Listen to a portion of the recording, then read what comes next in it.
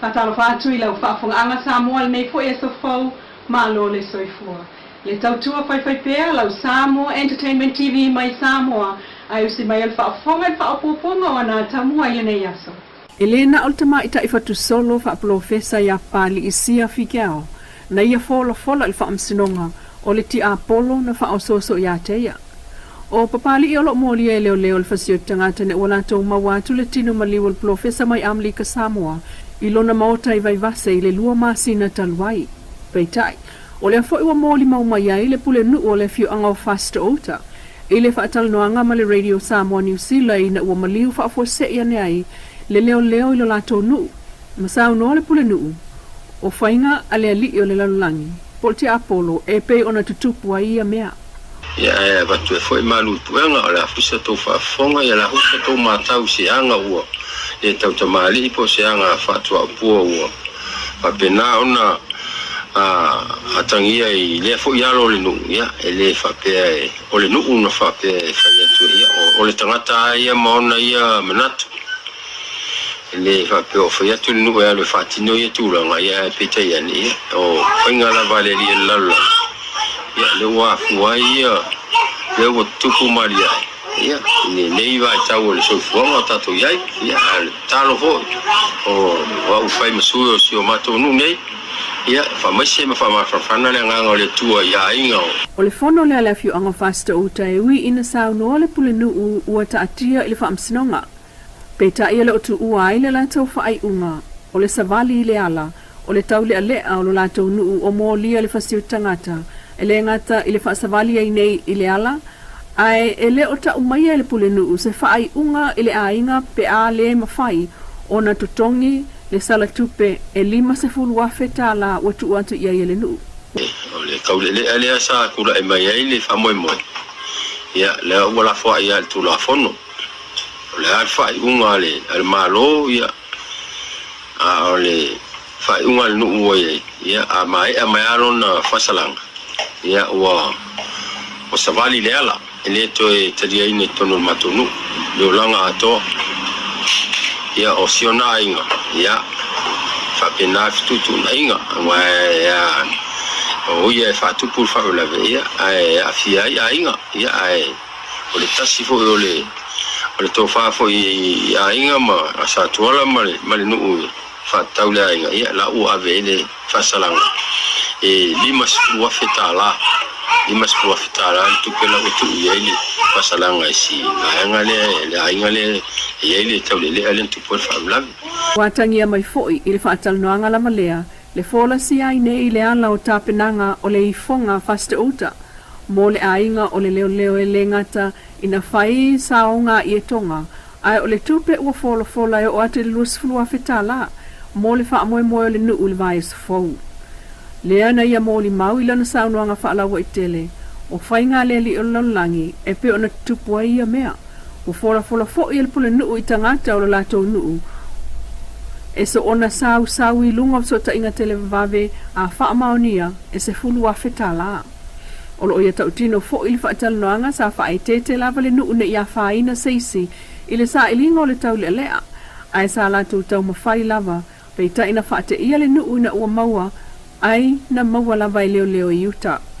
Ele whaatanoanga atu stala malkom sina mtanga luenga o leo le sunga au apa aulongo i tinu Filipo sa unolkom sina lo ofa yesu enga po o aina whaau lima ile taule leo tu ua ia le maliwai o le leo Malaysia li o le nuu le amatanga o le vai asu taluai. Ilo mbelen kupu mal kamare o poka ya o morei fam kana ho pe nga ingisi no fa oli la e fe disu en akemi professional stand ki kilo pe fa ma ngia na kulang ai oli poking fa o mai ya o le sai lunga o le kemi ngo ye pu e mai poka ele ya mai ele usika i ngo fi mai poka na aggressive le sa poka ki mga nga mai foi male nga ese le kemi nga ye ko wa laki foi la le o kemi nga ye ko le wa fa pe nga inga le kemi mango yo ko ya fa inga bo si pe wa pe ele fa pe nga inga kemi ai ole mbela nga ki kilo kemi ngi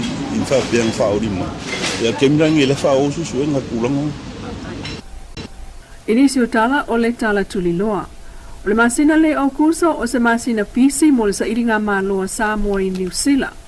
O fuafuanga e au fiai, le aso lua se fulu au kuso, o le vala au lia o le Pacific Leaderships Forum, e le tupu o Maori lea o le a wai mataitai o Samoa.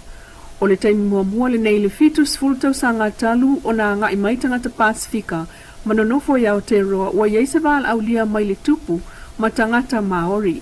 Faatasiai, o le aso forai le aso tolu se fulu o masina le nei au kuso, e tali malo ai Samoa poto, i le sui pale mi o New Zealand, le fionga vau vasa mana ia Winston Peters, ma le vaenga wha upu whai le New Zealand First. O le mana onga, ia pasia le pili, a tuiono mo le toe whaafo i mai o le citizen i New Zealand o tangata Samoa, e mo o mia te le ai le langolango vau vasa mana ia, ma le New Zealand First. Il whamtalang whaalawa i tele ma le sunga tele ai Edwin Puni o le sui o le laulau. O le ala leo le sa ilinga maloa Samoa New Zealand dina. I le aso to na inei aso tolu au kuso, e mawaisa se leni a wafu fuanga te tele ia e pei o na whaailoa i lunga. Mai o lo te tala lava ava noa mo le tātua tunu i New Zealand. E fsosoania i tamu whainga o lo whaasolo nei, ai mo se lau e fia maua pe whaatonu atu sa ilinga se leni, sa unoa tele ai e fsota i atu ilana telefoni, o le olua tasi o no tasi valu o whalua. Mai e sa unoa o upu masani e le tunu o le tele o lima e mama ai se avenga. Tala toe tuli loa e toe lava o le masina ma le whaalawelawe e so tanga le la au malo si Samoa. I to tono le sifulu walu masina wha mawina ma ia Januari lua olua tolu ia Januari lua olua wha. Wha iloa ia le fiongal pali mia fia me na o mimta afa. E se fulu wono mata upo ia afia ila au malo si mai wha mau ngā leo leo. O le saunoanga le fiongal pali mia sa vaenga o le porkalame leo leo. O tal sanga ina ai tangata le tunu ua mia ni la au malo si e le wha tanga ina i Samoa. Ma la au malo si e tanga i Samoa ai le ilistala ina e wha aoane. Mo le wha moe wha tama ia. O le tala ina aloa ia o le porkalame wha pitua ni tanga wenga o leo leo. Wha le pupui me le toe fote ina. O le piriota o le tau au ina mai o a penga. Mau tau le wha tura wheno ina. E amata atu le aso mua o puso, se ia pa ia le aso tolu sepulu o setema o le tausanga i nei. O le nei porkalame na amatalia i le fitu tausanga taluai, ma o lo o whaawa o pea o na whaatinoina ina ia ho ia, sori ngātu la whono, e a awhia ai a upenga marusi. O le naunau taina, ia tu mau le saunga le mu o Samoa ai mai se o alo whanau le lumana e se tatu le tunu o se fufuanga te tau foi a wā le tātou tāpena atu mō le whanutanga taitai o mālo le tau pulenga ia o topa i le tau sanga nei. O le aunga lava, ina ia tuu i tia mata upe so tanga i la au malosi, ai o le saunga le mu o le tunu ai mai se o talinga malo o lo tapena i ai Samoa.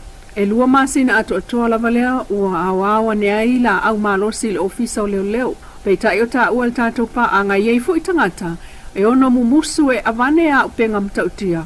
Ona o fola mai le tamaita i komsina langolango leo leo le sunga pali i Mona Lisa Keti. E tusi i lalo i ngoa o tangata, po le ngoa o le tangata e alu atu ma le a upenga. Mo wha maumaunga o lana pepatala o loa. E ui ina whaapeane e le mo lia le tangata e alu atu ma le a upenga i tutonu, o le lua masina le ua amatai nei au kuso ma se tema. Na whaino fo ele fiongan pāle mia, mai polkalame o tausanga ua tuana i a leo leo tu saim wha mamonga. Sa au mai ei a upenga, mai le luafe suli ma luafe luatasi, e lima se lau iwa ono a upenga matautia o la au malosi ese ma pulufana ese e fitu se lau lima sfululua.